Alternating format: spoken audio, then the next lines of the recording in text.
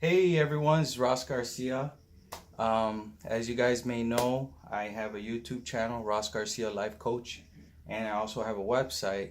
It's rosendogarcia.com and a like page, rosendogarcia.com. So today we have Joanna here. We're actually here at the office, and she had a question about how I started a business and how I was able to mentor people and get their income to over $1 million a year, right? So we're in 2018. Time flies by. So basically, um, what had happened was like in 2010, I was going out partying, right? And I was trying to have fun. I was trying to go out, network, and my background was in mortgages. So I started in mortgages like in 2003. So at that time, I seen the boom, right? So 2003, 4, 5, 6, 7, 8, and then the economy crashes 2008, 2009. Now I had a license at that time. I had a license um, to do mortgages, and I worked as an operating manager for a company called Legacy Mortgage, and I also worked for another company called First Capital Mortgage. And we were just like recruiting people that wanted to get into the loan business, the loan modification business. And what had happened was I joined the business because I was like, well, people are driving nice cars. It seems like a good job. You could go into a bank and totally kill it, right? And I just like the fact that I was helping people buy a home or refinance their home, pay off debt. So I really got into it and I got my license. When the crash happened, I went to work for a few banks. I worked at Harris Bank, which was BMO, the Bank of Montreal. It's actually, I think, one of the first banks of Canada. It's a Canadian bank, but they bought out Harris Bank. And then they laid me off, right? So then I went to go work at Chase Bank for the mortgage department. And then I was at DePaul University. I had just graduated from Northwestern College, right? And I want to explain this to everyone that's watching. That's why I put the camera facing us so that way you guys can see Joanna as well. She wanted to know my story, so I want you guys to hear this story. This is a crazy story, good story. So what had happened was I got into a DUI while I was working at Chase Bank, right? And I almost killed myself, right? And I was in the hospital. It was a bad situation. I don't want to talk too much about it, Yeah, right? that's not, yeah, that's too negative. But it changed my life because the judge was like, your life is out of control, that I'm not going to send you to jail because I know you just graduated from college. And I know you work for a bank. And yeah, it is a lot of pressure when you're doing mortgages. It is a lot of pressure. So what had happened was I had bumped into a friend that was like, hey, you're in the wrong field. You're in the wrong field. And I actually believed it. And I was like, well, all this time, I thought, well, I just got to get in the right field. So I went to study finance and investment management. That's what my degree's in. My goal was to work for Goldman Sachs. And I had applied in New York for the job. I was waiting to get the call back. And then all of a sudden, I meet a man named Napoleon Hill. And literally in my mom's house. I was in my mom's house. You know my mom. So I'm in my mom's house and I see Napoleon Hill and he says, why don't you be seated, please? And he says, you're literally born with two options. The first option is everything you wanted in life. The second option is everything you didn't want because you failed to take possession of your mind. So when I seen that, I realized that this was it. Like, I wanted to be just like him.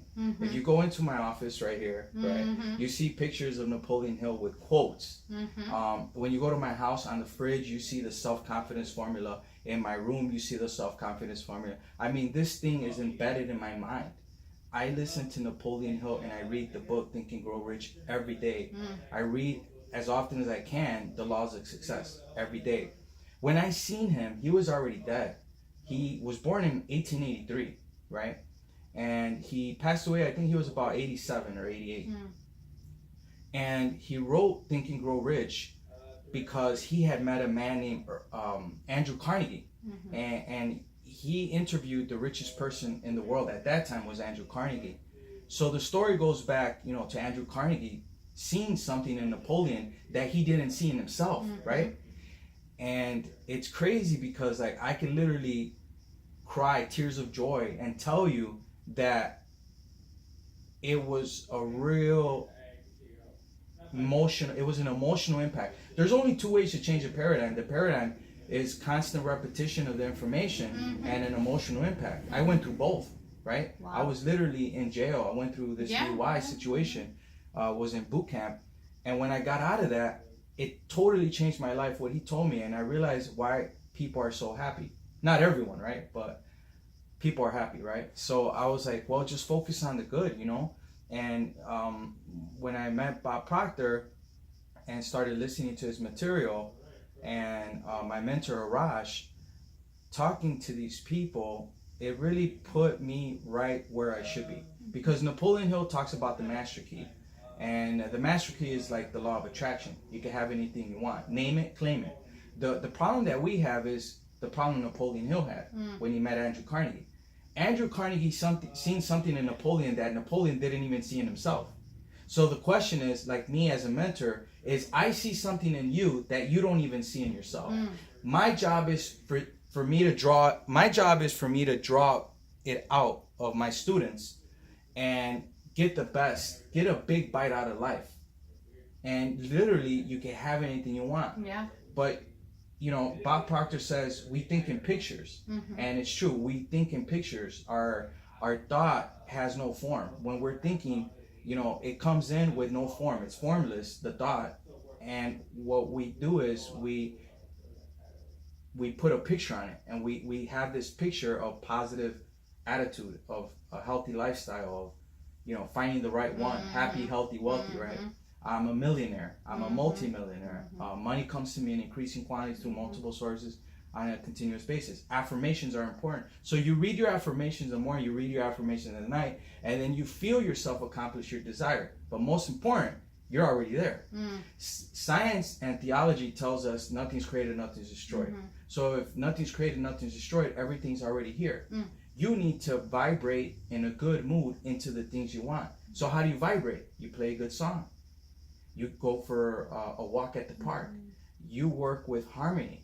And that's what Andrew Carnegie was good at. He was good at finding people that were working in harmony within his company. Richest person in the world. They asked him, how are you the richest person and manufacture steel if you don't know anything about the manufacturing of steel? He says, I hire the people that know about the manufacturing of steel. That's called a mastermind. Napoleon Hill talks about it in his book. So literally, we can mastermind with people, increase our income, network, and create an alliance to grow as a team, as a community. And that's what I've been trained to do. Like I said, I was down, right? At one point, felt worthless, no desire, and was told that I couldn't achieve, right? The success that I wanted.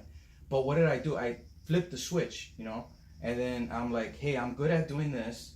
I wrote down, going back to where you were saying to me, that I wanted to make $1.75 million, right?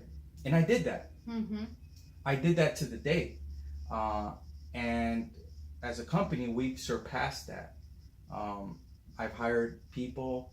I've had to fire people as well, right? And that's part of running a company. Part of running a company is, hey, if it's not the right fit, it's not the right fit, non-personal. But that's how it works, guys. That's how it works, is imagination, desire. That's the first chapter in Think and Grow Rich, is the desire. And like I said, it took me years. I remember importing wine from Italy with my friend Stefano, and I'm listening to Napoleon Hill for months, years, right? And then going from $8 an hour to 80,000 a month, or some, crazy number, Crazy. But you can do that. And Napoleon Hill calls that specialized knowledge. See, I might be good at explaining this material. You might be good at bringing people that need this material, right? So that's how it works. It works with your thought. Yeah. And I like how Bob Proctor made everything that Napoleon Hill taught. He made it explainable. He made it in a way where you could explain it to anyone. I mean, Napoleon Hill did a great job, right? He had to work with what he had at that time, but Bob Proctor really did a good job on explaining how the mind works. Yeah. So we have the conscience, right? And then we have the subconscious. The subconscious is where all the magic is. That's where, with repetition, you're telling yourself what you want and the information. Then the subconscious has no ability to reject. It just takes in information.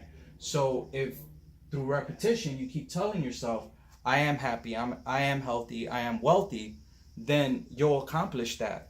And then you'll look back at your life and say, hey, I'm so different. And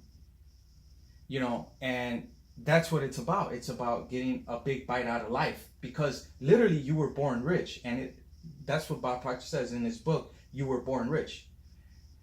Napoleon Hill says, think and grow rich. I mean, we have to think, but we're also born rich.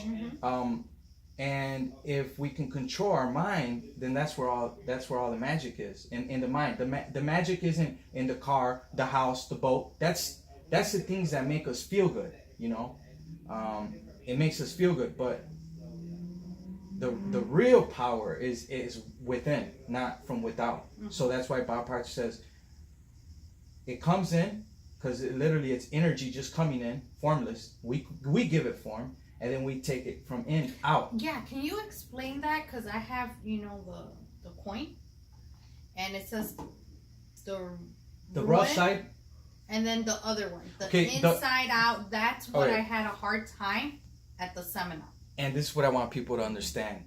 Stop looking at your current results and stop letting it dictate the way you think. If you look at the balance sheet in a company and you stay focused on that number, but you're trying to grow that number, it's not going to happen. Why? Because you're looking at the balance and you're letting it dictate the way you think. I like when Napoleon Bonaparte from France, he took over Europe. He says, I create circumstance.